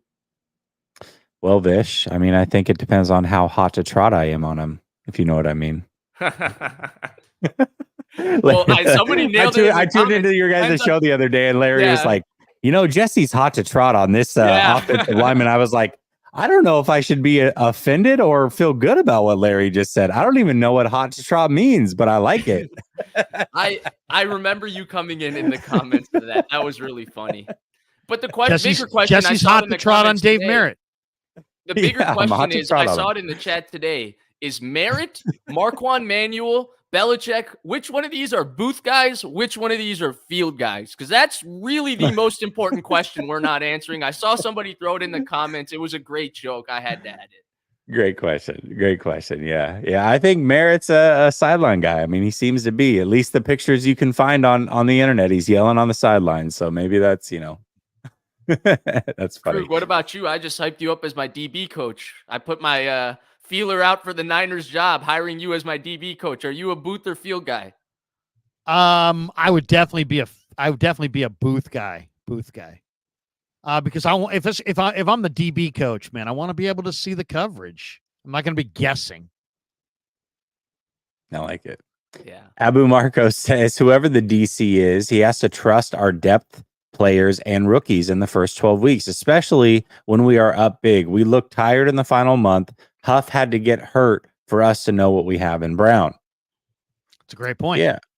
Yeah. I mean, definitely depth is going to be huge this next year. I think that brings up a greater point too on why I think the hire will be internal. Because you can't guarantee with the coach, for example, right? The Niners invested a 5th-round pick in Sam Womack, for example, and they thought he was going to be their starting nickel last year. He got replaced in practice. And then this year, they hire a defensive coordinator who's got no interest in Sam Womack. He wants to give Isaiah Oliver $2 million guaranteed to bring him in. And so that's why I think also they have to be internal, because you can't guarantee that an outside hire is going to come in and look at Jair Brown and think that's my guy. And I'm using him as an example. It could be any number of the young different players on the 49ers. Whereas, so if you have a plan with them, ideally the internal guy might have continuity with how you want to develop them and go. Yeah, most certainly. All right, let's talk about an article that was written this week by Mike Silver. I know that everybody's talked about it. I actually have avoided it up until this point, not because it wasn't a great article, but I don't know. I mean, it's tough to really know what's speculation and what's true, but there definitely is probably some truth there. I mean, Mike Silver is very well connected. I know that people have been pissed at him in the past for his takes, but he's been spot on in a lot of these instances. So he says that there's a big possibility that big changes are coming the 49ers way and that they are going to evaluate some of the aging players that are big contributors and might have to make some tough decisions. I'm paraphrasing, but that's how I remember the article as I read it. So, Larry, I'll start with you. Do you think that there is anything to this? And if there was a big change, what would that big change be to you? I maybe Eric Armstead. I think Eric Armstead is in that maybe Juszczyk, but Armstead to me seems like he's the leader of the room. I mean, he really is the leader of the team. I know a lot of people be like, "What, Eric Armstead?" No, he is. He's really the respected voice in the room. So I think they're debating whether or not to bring him back. He wasn't the same player late in the year because of the plantar fasciitis, the torn meniscus. I think that's who we're talking about here. I can't even picture anybody else. Maybe we're talking about Juszczyk. Maybe we're talking about a Brendel, but I think that's a conversation. I think that is the 49ers saying, you know what? Eric Armstead makes a lot of money. He's been hurt. How many more years is he going to play? What do we do there? Do we move on from Eric Armstead? So I think it's about Armstead, maybe even Hargrave. But Hargrave's set contract makes him difficult to part with, I believe, this year. Armstead, to me, is the guy that's like, very respected, and to move him out of the room would be a huge, huge move. And I don't even know who you'd replace him with, but there's a chance that Armstead would be that guy. I think it's about Armstead. And I do think, the 49ers should be, whether Silver is reading the tea leaves or if he literally has a source that told him this, I think it's totally reasonable to believe that they need some significant turnover. You don't want to get stale. And also, you don't want to get a whole room full of guys who have played all these extra playoff games. So then that's how you get a tired, beat up, expensive team. So I think it probably is Armstead. Interesting. Vish, what do you think? Yeah, my bad. I was just kind of reading through the article because I didn't get a chance to get to it as we were going. Did you guys already know that Jeff Ulbrich was 100% out? It seems that in the article, Wilkes has said that he wasn't, or Silver, has said that he wasn't inclined or obligated, or Saleh wasn't inclined or obligated to let him go. So he's 100% out. Right. And then, right. Would be. And then the second thing I noticed, because I feel like you guys, we did a show 2 weeks ago where I feel like I voiced, and Jesse, you and I voiced this conversation exactly. And we talked about a couple of the names that have been here since 2017 and were huge parts of implementing this culture on the offensive side of the ball that, maybe there's one of those guys in the tight end, George Kittle, right? He has some direct contribution in the 3rd and 4, the most egregious play of the game. Myself would argue that his mistake on that play is the most understated one, which is the fact that he busted the protection. The left tackle squeezes if that's a 5-man protection. You're going to take the person that's closest to the quarterback, which is the nickel. He didn't squeeze, which means it was a 6-man protection. George Kittle's got to pick up the nickel. So there's one. He would be the one. Juszczyk would be the other. But as Larry said, I don't really see a financially flexible position where they're going to get rid of these guys similar to how they've gotten rid of guys in the past. They're going to have to eat a couple of bullets to get rid of one of these guys because they've given them consistent extensions and backloaded so many of their deals. So that would be what I would say. But to me, there has to be a slight culture change too. And I don't mean tweak the full culture and tweak the setup. I'm just talking about have different voices be prominent for your team. Kittle, Juszczyk, these guys have been the voices of the team for so long. I think that there's a little bit of staleness to their message, given that, especially Kittle, he's consistently sometimes hurt. He's also available this year. He has a very good year, but he's hurt at times. And then he's just been a part of a lot of losing big games recently. And I feel like having a little bit of fresh leadership tweaks the identity of the team, right? We felt like the team was so similar 2024 to 2020 or 2019 in both Super Bowl games, even though there were so many differences to the team because the identity felt the same. The leadership felt the same. The culture of the team, the vibe of the team felt the same. I think you can do the Seattle thing that I've talked about where, hey, build this team around Purdy. This is their Legion of Boom moment to me. These are their guys. This is 2017 for Richard Sherman and 2017 for Earl Thomas and 2017 for Cam Chancellor. You can continue this going by building around this young, exciting quarterback, new leadership with him, empower him to be your leader, empower Brandon Ayuk, who's a young ascending player, give him a contract and do that. So I think that there's ways you can tweak this team and have this team feel different while still having it be very good and not feeling like, okay, we're the same exact place that we were the last 4 years where this team is really good, but there's something that we know is going to happen. They're going to, fall short. I think this whole thing is really interesting because the 49ers are at a real crossroads here. I think the obvious thing when you look at the contracts is, well, I mean, for the most part, you're going to add to it through the draft. Maybe you can go get a guy through free agency. But for the most part, the core is going to be the core, and you're going to hope that that is somehow enough when it hasn't been the previous 4 or 5 years, what have you.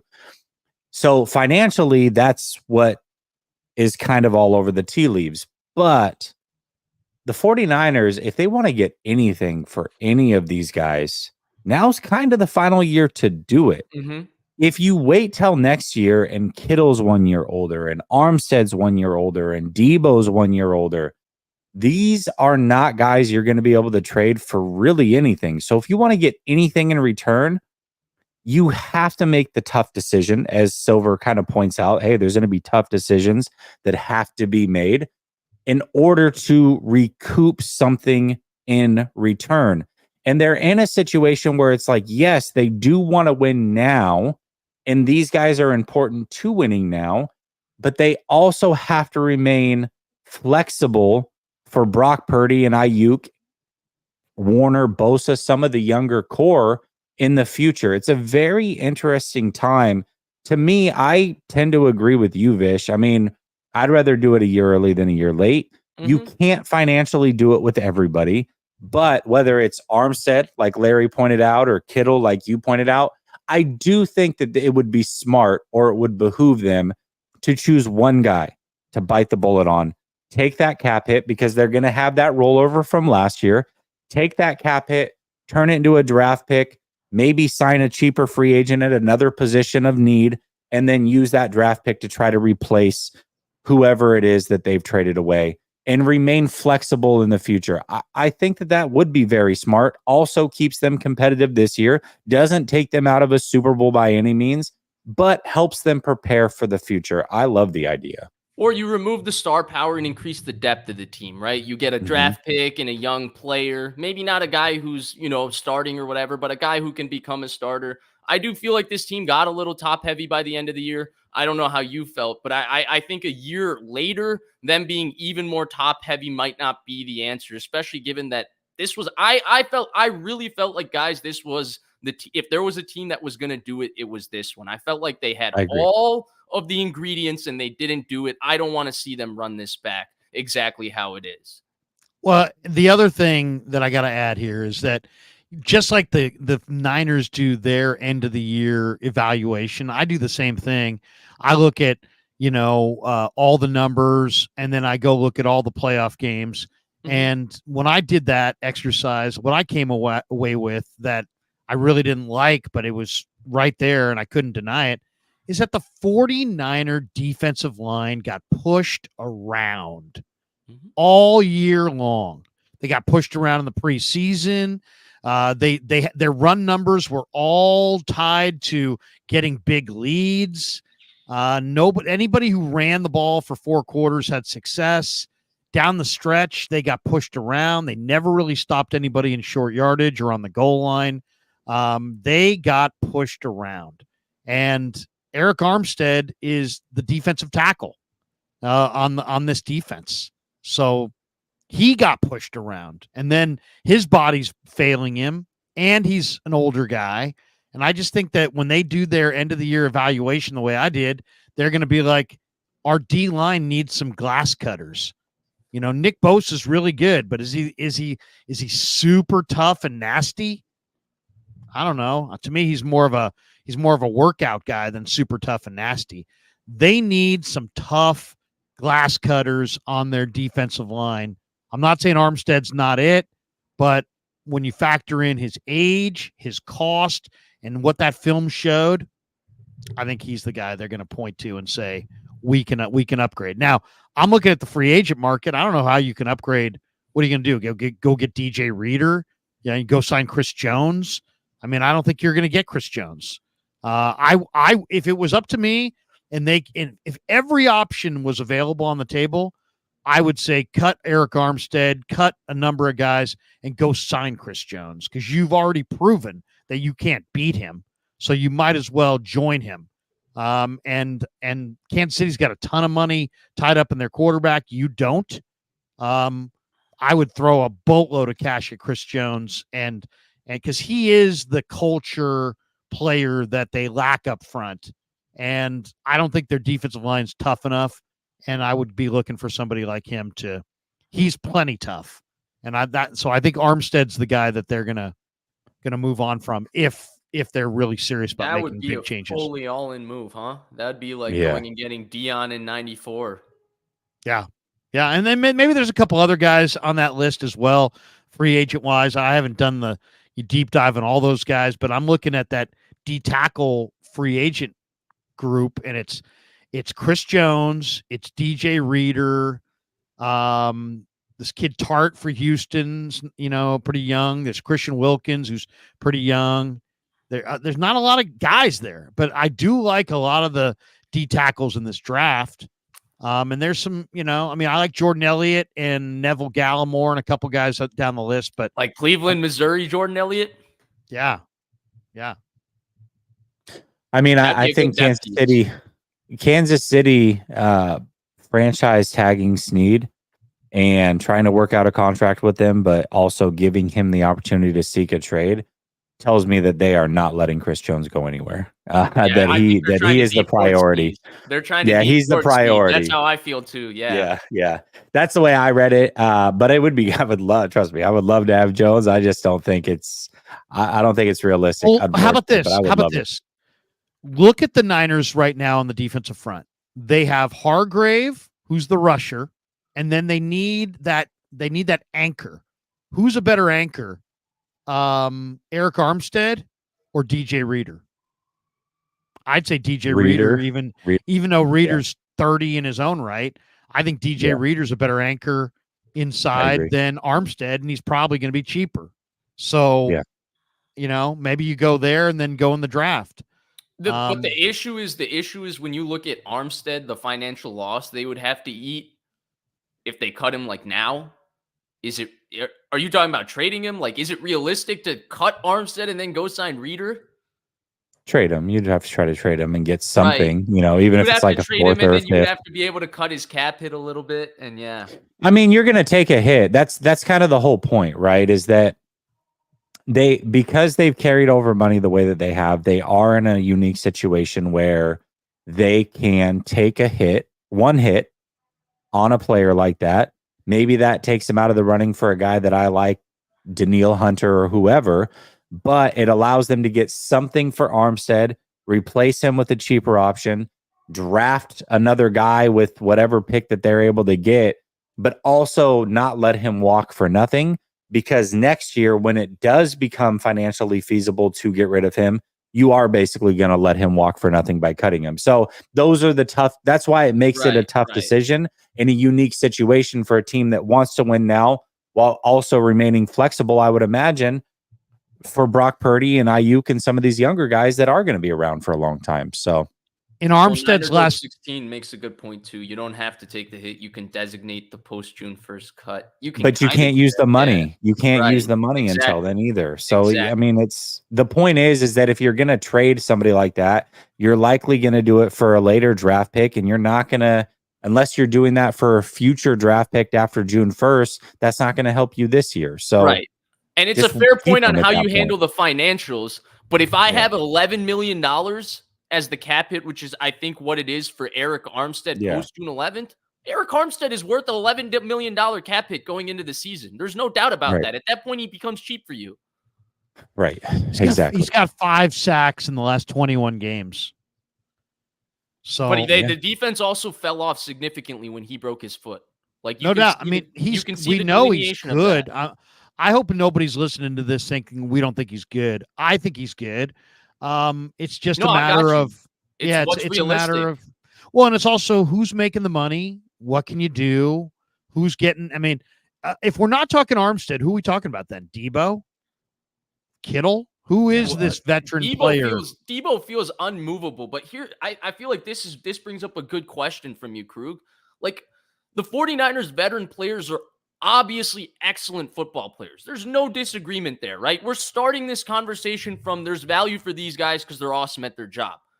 But they're all in such weird spots financially with their contract when we're talking about the guys being moved, whether it's Armstead, whether it's Kittle, whether it's Debo.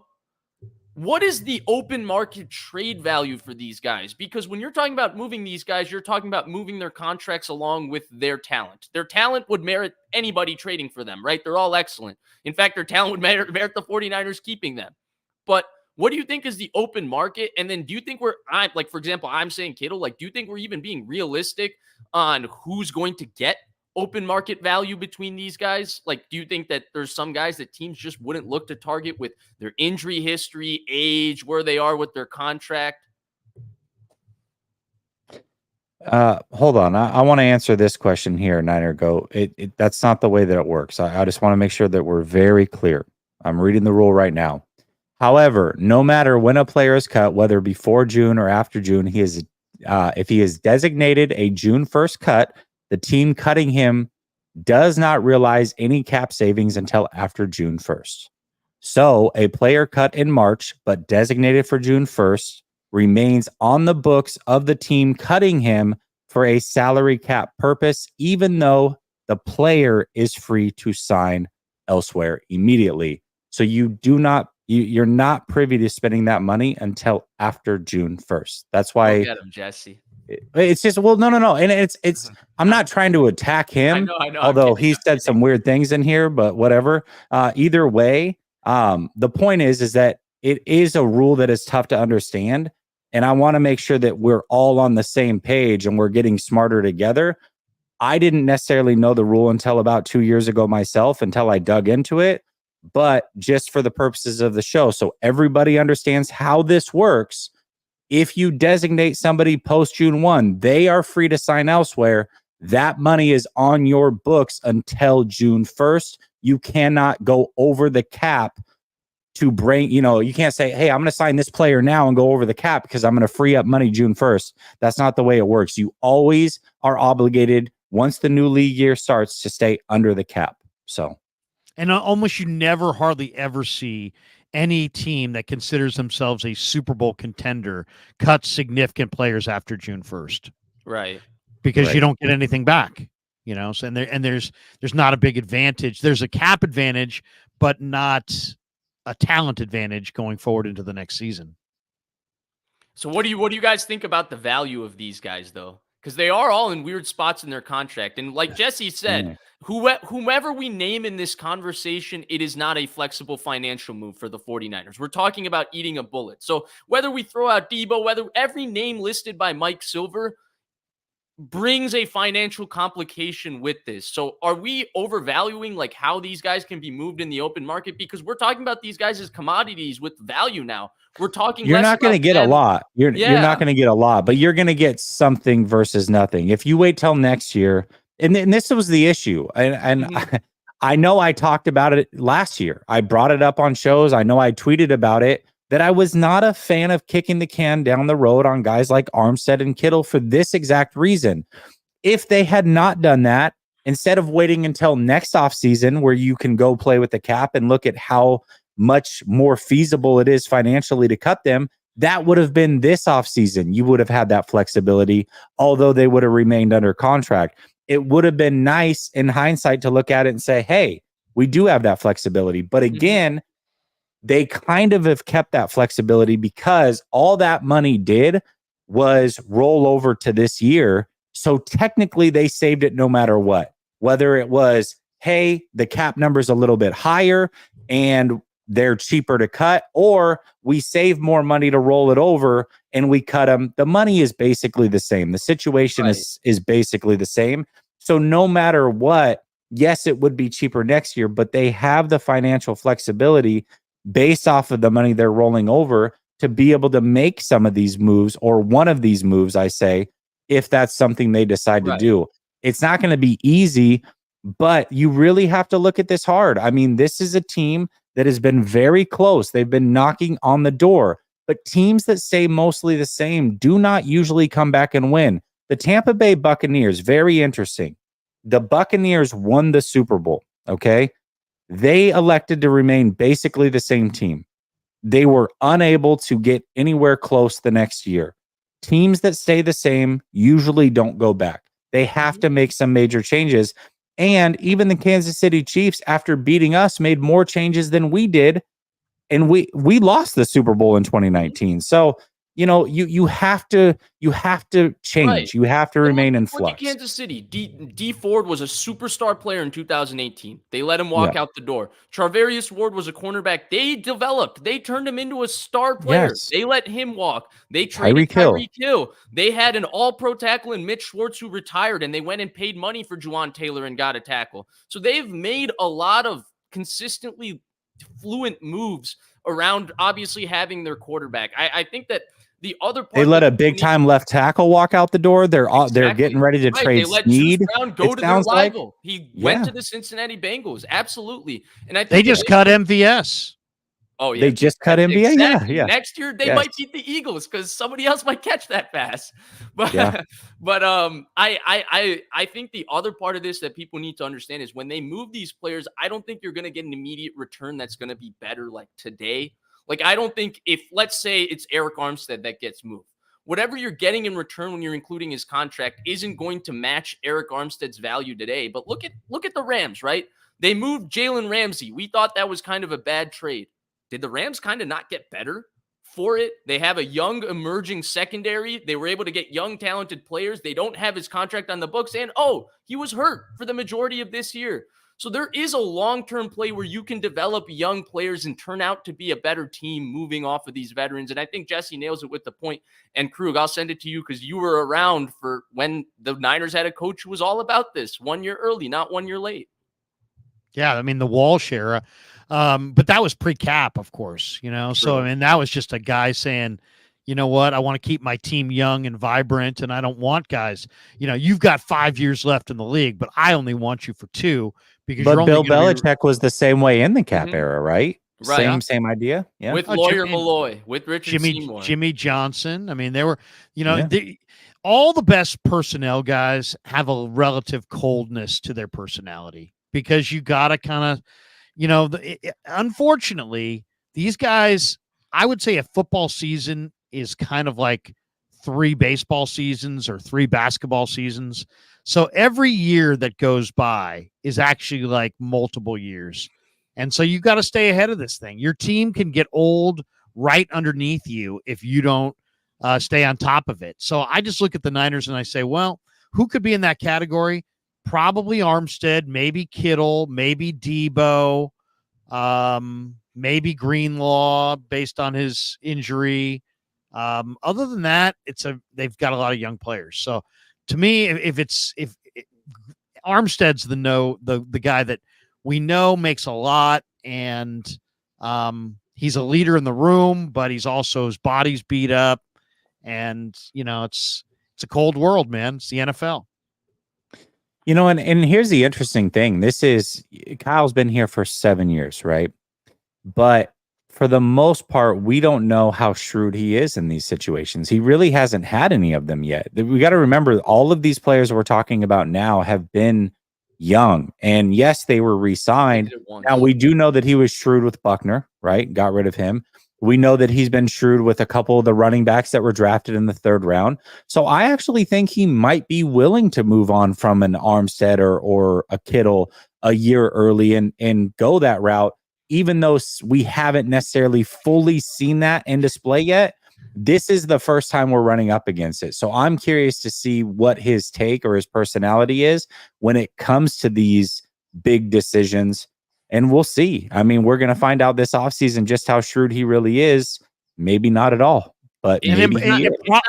Go ahead, Larry. I was just going to say it probably is Kittle if you think about it logically, because they passed up way better players to reach for a tight end and then drafted 2 tight ends. And when they already had Dwelly and they already had Warner and they knew they had Kittle.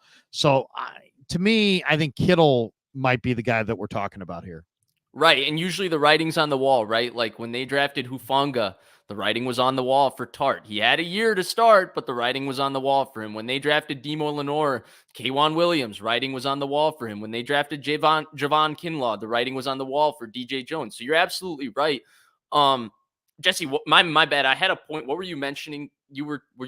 I had a point about Kyle being shrewd. Oh, or yeah. not being What I shrewd, wanted to say is not you, but I feel like Kyle kind of has this weird thing from Niners fans in general, where he gets criticized for having being two opposite people, if this makes sense.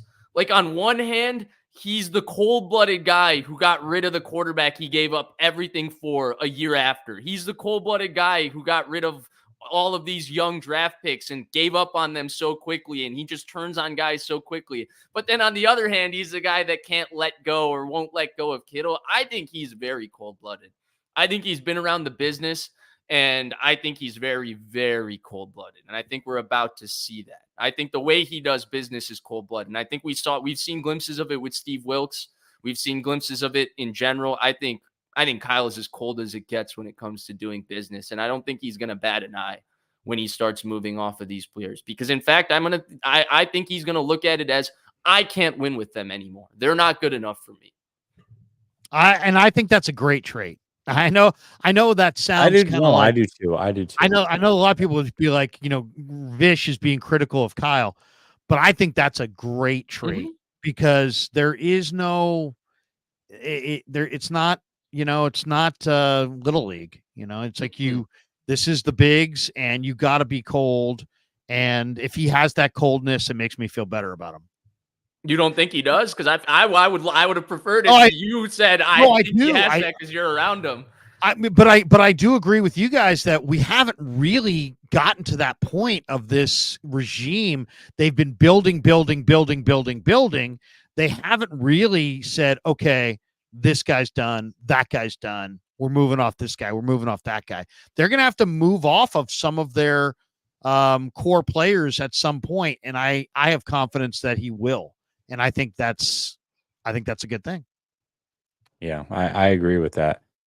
James says Armstead has a dead cap hit of $8 million in 2026, $2.9 million in 2027. He's locked in, but maybe a pay cut. The pay cuts are why he keeps getting cap hits like this in 2026. Yeah. Yeah, players aren't going to just take a pay cut, right? Like they're going to help the team, but it's a restructure. And so it's like pay cut, but it's more money down the road. Dazza says if they get rid of Kittle, better get a good right tackle. Yeah, definitely. Definitely need that. Dazza says, why invest more in the D-line when holding isn't called in the Super Bowl? They need to fix the O-line and get a better, another corner. It's a good point. It's a good point. The first half of the game, I mean, has anybody seen Patrick Mahomes affected like that? Like that was all defensive line pressure early in that game. They ran out of gas in that Super Bowl too. They definitely need this win, lose, or draw. This offseason was going to be about rebuilding the offensive line. And I think if you said to me, what do you think we're going to see? I think they're going to move McKivitz from right tackle to center. I think they're going to cut Brendel. I think they're going to go re-sign Feliciano based on what I'm reading. But I think they're going to go get a guard in free agency and a tackle in the draft. Wait. Let me ask you this, though. Because I think if you say bringing back Feliciano, this kind of comes back full circle on our show, right? Because at the beginning, we started, can Merritt and Shanahan work together? How the hell do you bring back John Feliciano after he said what he said to Spencer Burford? All I would say is I guarantee you way worse things were said between coaches and coaches, players and players. That one just reached the media. So we're injecting our world into their world. The reality is their world's harsh and their world's blunt and their world's ugly and their world's combative. And, so I just think that you saw it. I mean, Lynch spoke about Feliciano. Did he mention anything about Burford in that comment? No. He's like, hey, we weren't sure if he fit our system, but he's a real glue piece, and we really like his influence, and we'd really like to have him back. And I will say this. I know John Feliciano. I've talked to him. He's straight. He's a straight shooter. I know Spencer Burford. I've talked to him. These guys can get in a room and be done with that in 15 minutes. I really believe Larry, that. I agree with you, and that's why I think Merritt had what he said had nothing to do with whether he's a viable candidate for the 49ers or not. It's a business. They're going to But have those to are put it players, aside. Vish. Now we're talking about Kyle. And I think I do believe the people who say that Kyle doesn't like being criticized, doesn't handle criticism well, is not very self-critical. And I don't think he wants guys on his staff that are going to speak out of school and challenge him in the media. And ultimately, Merritt probably, with what he said in that little media thing, probably is in the category of he would challenge him in the media. And I think Kyle understands that. And I think Based on that's that enough 1 to minute, be. he didn't Well, challenge Andy Reid in the media. Kyle isn't his head coach. No, I know. But, it's just, guys, you got to play the game. And, to be an NFL assistant coach, you got to play the game. And you got to be really, really smart about when you attack head coaches, when head coaches are the people that hire you. So I think Merritt may resent the fact that the interview process played out the way it did. I don't think he intended to leave Kansas City. I don't think he does intend to leave Kansas City. And I think he's like, you know what? I'm going to speak my mind. I'm going to speak my mind. I got a job. I got a Super Bowl ring. I got a resume, and I'm going to speak my damn mind. And I respect him for it. Austin says, what happened with Grant? I don't know. I talked to him earlier. I don't know what you're talking about. Yeah, Jesse, Very what's your vague. beef? Yeah. Brendan Green says, Vish and Jay, would you trade 3 first-round picks for Trevor Lawrence? Absolutely not. No. No, absolutely not. He's shown no reason to trade that many picks. Absolutely. Would you, Larry? Larry, would you? No. Oh, okay. I was like, dang. No. You made it look like you would. He was scoffing. He was scoffing. You should have seen Oh, the yeah. initial face he made. Yeah. Yeah, no, absolutely not. Now, Josh Allen. Now Krug's we're talking. trying to be All turned right. into a GIF. I've been noticing with some of the facial expressions today. Gonna Krug's GIF hoping him up. somebody clips him for like 10 seconds and has a GIF with Krug. Debo's effort without the ball was awful all season. That's Debo Samuel. We saw it last season as well. Matt Wadsworth says prearrange a Samuel trade for a player post June. I mean, that's harder to do. I mean, there's so much that the problem is there's so much that changes with rosters between now, free agency, and the draft. Making a trade like that is so nearly impossible to do because, I mean, what's the team going to do? Like, hey, I really like this wide receiver in round 3 that is a lot cheaper than Debo, but I said I would trade for Debo. I guess I can't. No, hell no. They're going to draft a guy that they like in round 3 that's a hell of a lot cheaper. So it's when so was the hard last to time? do that. When was the last time that happened on any team? When was I the don't know last that time it a has player happened. of Debo's magnitude was traded after June 1? Well, Krug, when I turned the trades on my settings from normal to very easy on my Madden franchise mode on how to execute them, I was moving Debo and Kittle and Armstead like it was nobody's business. In fact, I gave Debo I got Debo for Justin Jefferson in 4 1s. Damn. Wow. Look at you, man. And then Can I you be signed our Justin GM? Jefferson to the league minimum. I said, Justin, look, Justin, I'm sitting you down. We can't pay you that much money. Here's the league minimum. And he agreed to it. And he agreed to it. It's crazy. James says those AA cap hits when he's not actually on the team. Yeah. I see what you're saying. Okay. Yeah. The ones that you were talking about earlier. Yeah, it's because they keep kicking the can down the road. Yeah. That's why. 49ers throwback says your thoughts on what Nick Allegretti said today. I haven't watched that interview yet, Krug. I was actually looking forward to it. I didn't carve out time to watch it yet. What was the premise of the interview? Obviously, I'm sure it went well, but like, is there anything big that came from it? Well, just that he said that John Lynch and Kyle Shanahan pursued him as a free agent last year, but that he had just had twin daughters and they weren't ready for a big change. Now he's won his third Super Bowl. And it sounds like, he understands that he's got to secure the bag. And I fully expect the 49ers to be one of the bidders, and we'll see. He also said some really complimentary things about Purdy, that he felt like Purdy was a great quarterback. And he talked about Mahomes, and we talked about Chris Jones, and I joked with him. I said, hey, why don't you come on over to the Niners and bring your buddy Chris Jones, and things will work out real well. And he laughed. But I think Nick Allegretti is a viable right guard free agent option for the 49ers. He has a wrestling background. He's an academic All-American. He played the second, third, and fourth quarters of the Super Bowl with the UCL tear that Brock Purdy had last year. So he's a tough guy, and the Niners showed interest last year. And I guess the Niners said to him in the recruiting process, hey, man, if you come here, you can win a Super Bowl. And then they said, well, I guess where you're at, you probably got a pretty good shot too. So, but yeah, it was a good interview. Nick is just a guy that I had on the show because my producer on the radio years ago was like, dude, you can handicap the draft. You can find somebody who's going to go on day 3 who's going to be in the league in 5 years. And so he challenged me to find a guy.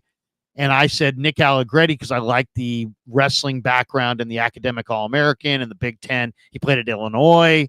I love the Big Ten background. And so I said, I like Nick Allegretti. He went in the 7th round. He's now played 5 years in the league.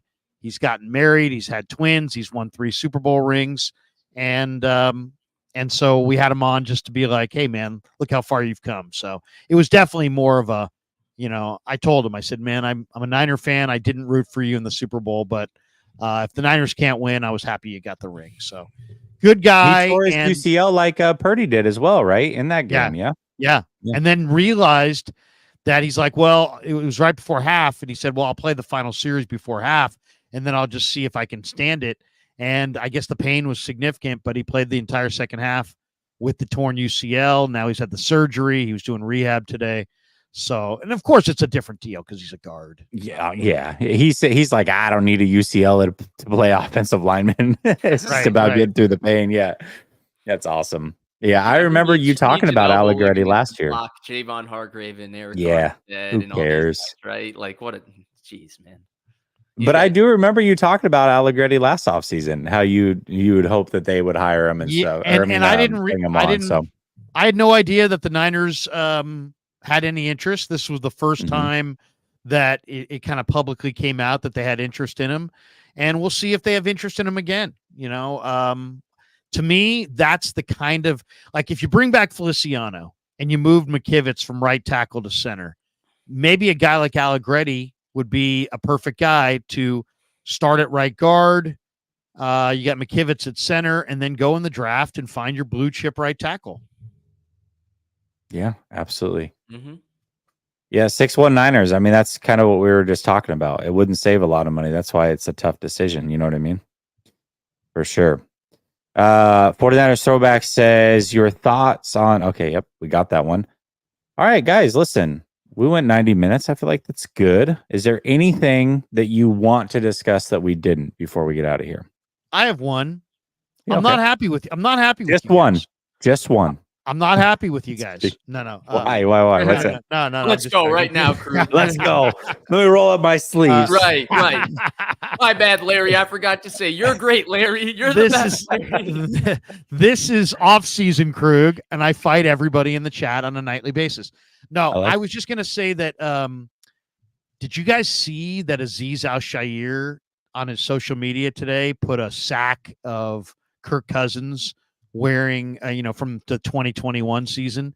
I'm getting more and more vibes that Azeez, who was on the field before Niners Packers, maybe would like to come back. And you know what?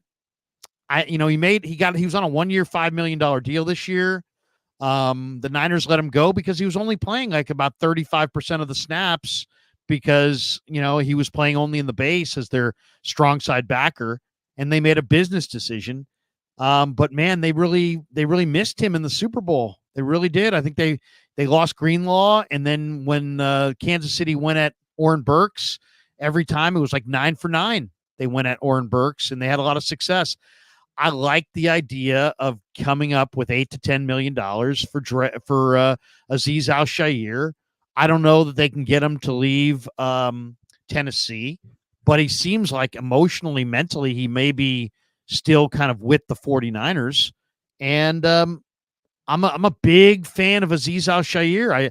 I really think that he's in that class with Warner and Greenlaw. And I don't like getting rid of good players, even in the cap era, and they did.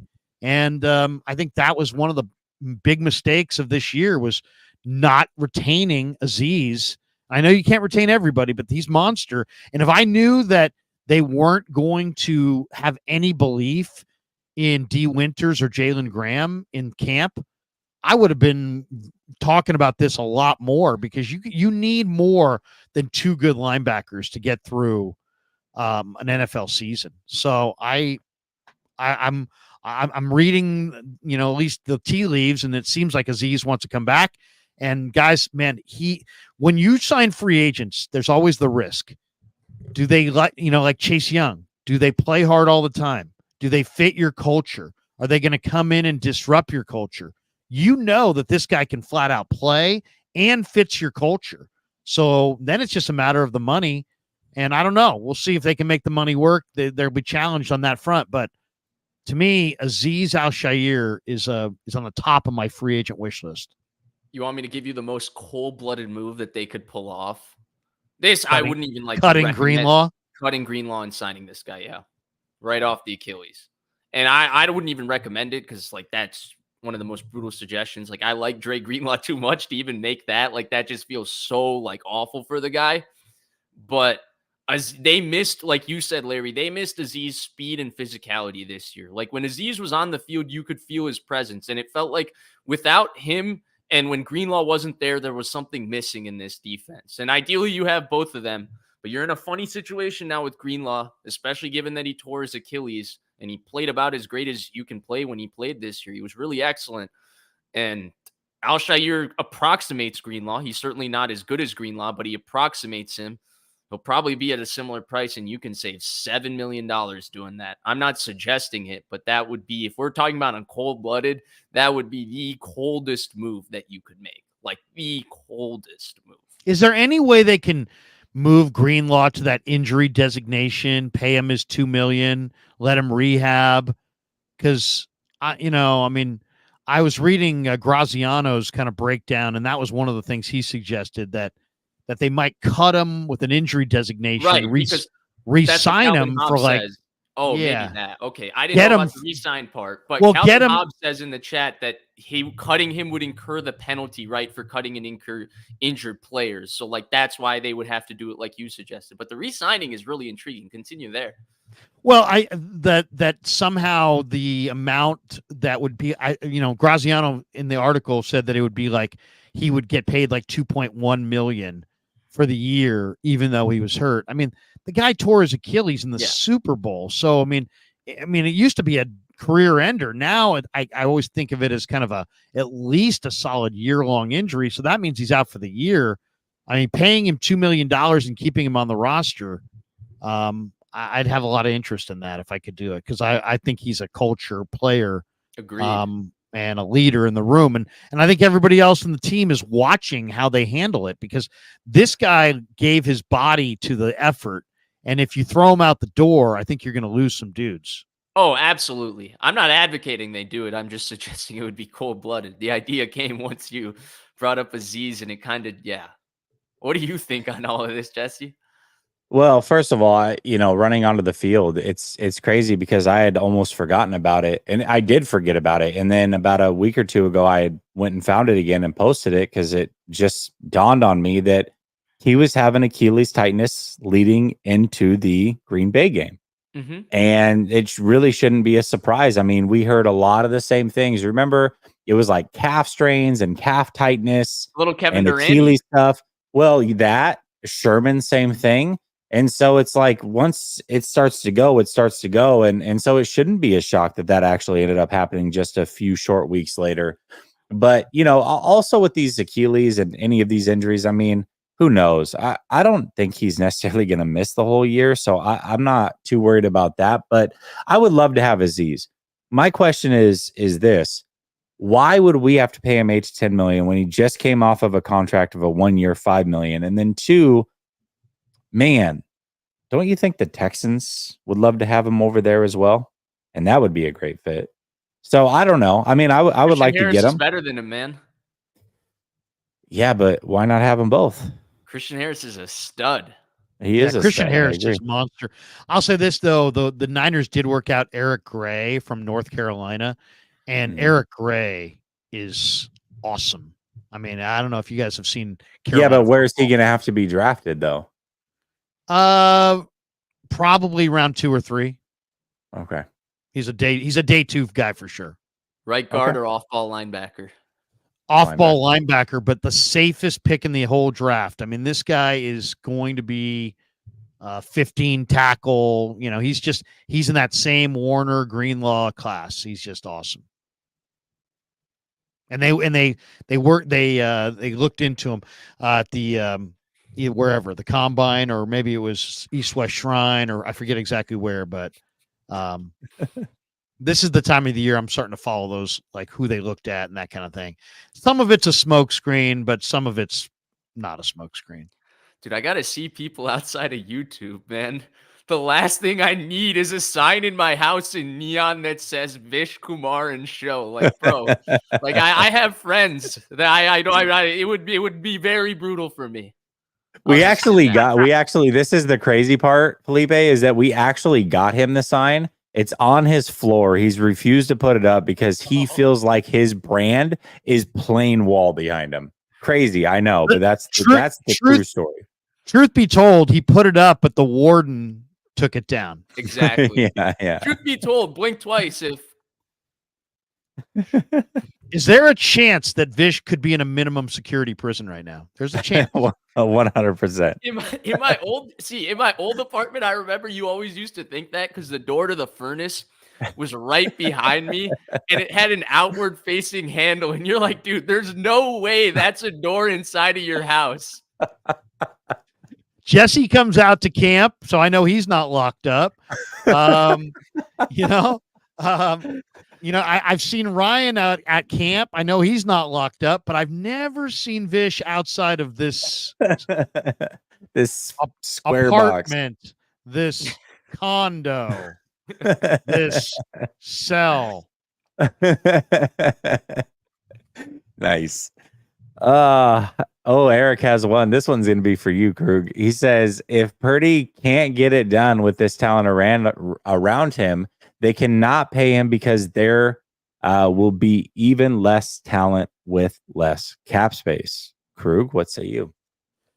Well, it's going to be a challenge. It's going to be a challenge. There's no question about it. But the Niners have kind of, I don't want to say it, but they've kind of wasted some of their cap space. I mean, they're paying Kyle Juszczyk a ton of money to do what, really? They're overpaying in other areas of their team. But you're right. I mean, I will say this though, let's not pretend that Purdy was the reason. Purdy played pretty well. It's just they've got to be better in other phases of the game. I I didn't walk away from that Super Bowl going, damn it, Brock Purdy blew it. I kind of was like, man, Shanahan blew it. Man, the defense blew it. Man, Mahomes is awesome. I mean, I had like 4 or 5 other thoughts before I actually kind of was encouraged by the way that Purdy played in that game. And I just, I wish they had pulled a Philadelphia Eagles, and instead of passing it on 3rd and 4, if they had run on 3rd and 4 with the intent to run on 4th down. And I think that mindset, which is a foreign mindset to Shanahan, he's not thinking like Philly thinks. But I think if they had just paused for a second and thought of the way Philly converts in those situations, I think that was the better, smarter play. It's easy to say it in hindsight, but if they got into that again, I would like to hopefully see them have a better offensive line. And if they have the best running back in football, I'd like to see 2 carries to the best running back in football behind a better offensive line instead of a pass on 3rd and 4 and then a field goal. I think both things can be true, though. I mean, I certainly don't put any blame of that Super Bowl on Purdy's shoulders. Haven't done it yet. I'm not going to do it 3 weeks later, but also acknowledging that might be the best chance that he has to win a Super Bowl. I mean, we don't know what the future holds, but we do know that he's presumably going to end up costing a lot of money. And once that money comes his way, that maybe we'll look back on it and say, hey, crazy to think about it, but that first year he started was really his best chance. It's too bad it never happened. You know what I mean? I think that's a possibility. I'll say this too. And this is going to be very controversial, but if the mock drafts that I'm looking at are play out this way, and the Niners get to 31 and they're sitting there, and Michael Penix is going to go in the mid 40s, I'd trade back 5 spots, get more picks, and draft Michael Penix. And I love Brock Purdy. I think Brock Purdy's awesome. But to me, when the best quarterback in my opinion, Penix is the best quarterback in the draft. And if he falls to 40, there's no way I'm letting that. There's no way I'm passing him, despite my needs at offensive tackle, defensive tackle, defensive end, corner. I would figure out a way to trade back and draft Michael Penix. I think Michael Penix is going to be a star. I really do. I'd be shocked if Michael Penix is not a star. He's got huge hands. He played great all year. The guy throws the ball better than almost any quarterback I've ever seen.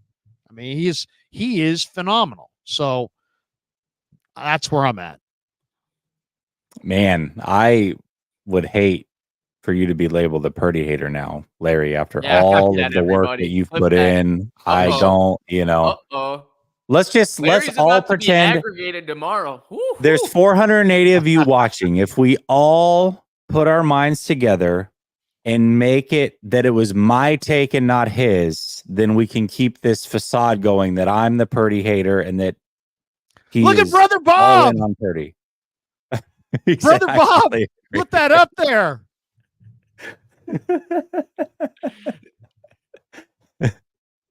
I love it. Look at that. Look at that. I think there's really 2 very interesting things. One from the comment and then one from something Larry said that I just wanted to highlight.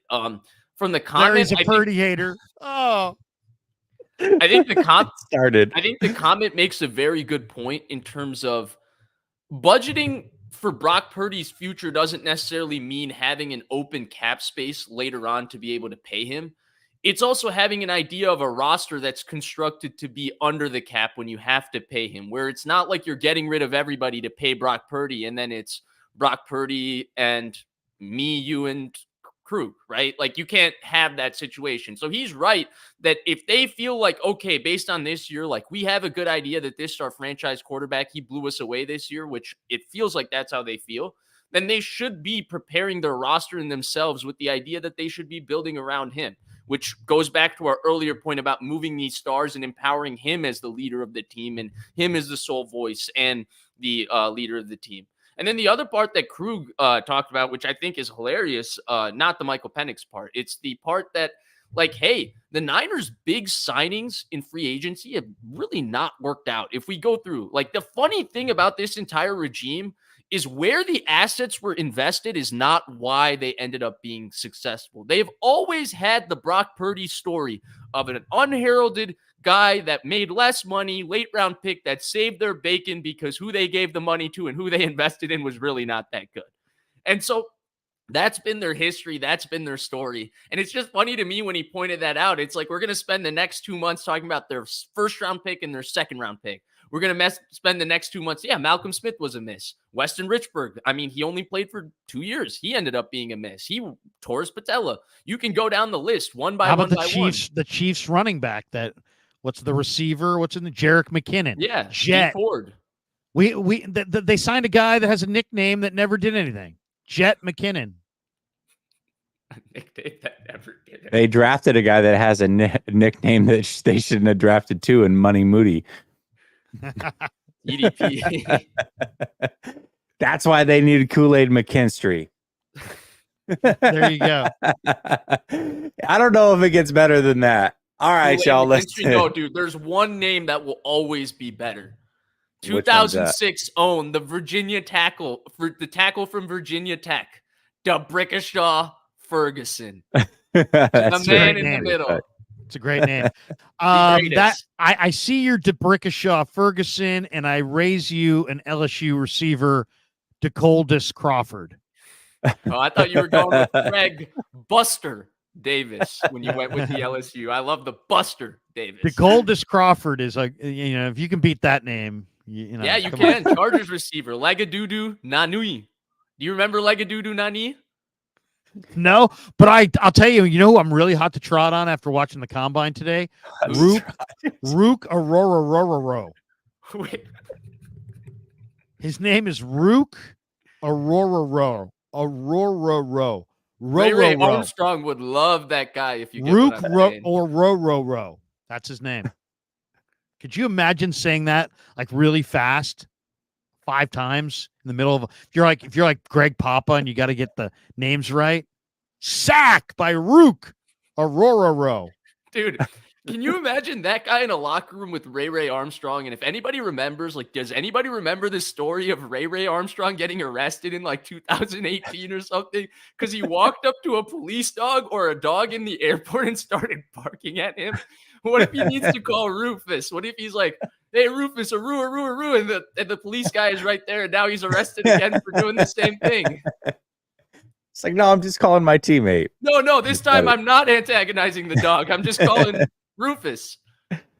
Combat Carl has a good one here. This is a great skit. If you haven't seen it, Key and Peele, man, the best. The best. Donkey Teeth? Well, there's him, and then what was the guy from BYU? Dan Smith. Dan Smith, so. BYU. So, yeah. So good. All right, y'all. Much love. Appreciate you in the chat. Make sure you like and subscribe here. Do the same thing over at Krug Show and then over at Vish Kumaran Show. We're going to be at Vish's spot next week. Remember, this thing travels from spot to spot each and every week. Next week, we will all be together on Vish's channel. So make sure you tap in over there. And until next time, peace.